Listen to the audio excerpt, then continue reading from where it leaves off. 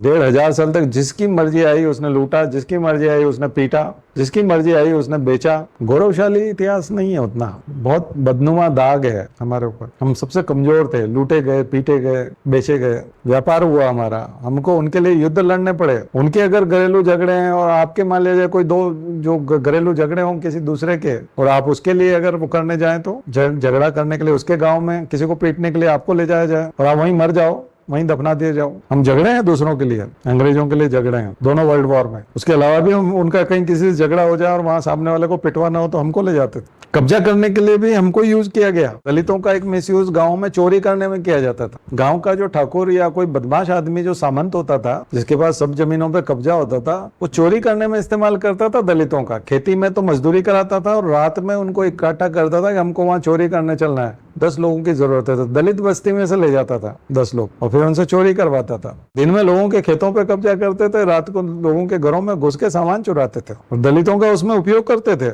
उसकी मजबूरी थी उसके साथ जाना। इसके एविडेंस है, इसके प्रमाण है पुलिस थानों में। और उनको मालूम है पकड़ा जाएगा तो वो तो बाहर खड़ा रहता था दूर कहीं, वो उनको अंदर भेज देता था, चोरी करके लाओ सामान, उसको ला के दे दो, वो जहां पहुंचाता है वहां पहुंचा दो। ये लेबर का काम था। तो किराए पे आदमी लेकर के वो चोरी करने जाना फिल्मों में होता है, डॉन करता है। ऐसा भारतीयों का उपयोग हुआ। अंग्रेजों के समय में दलित कौन थे? सारे भारतीय थे। ठीक है, तो इतिहास को इतिहास की तरह ही पढ़ो, लिपापोती ना करो।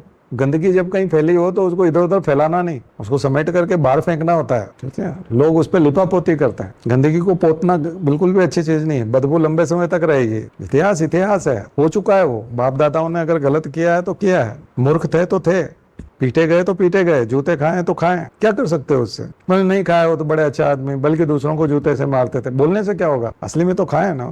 लिपापोती, ये जितना भी सुधार है एनसीईआरटी में और उसमें, ये सब लिपापोती है। ठीक है।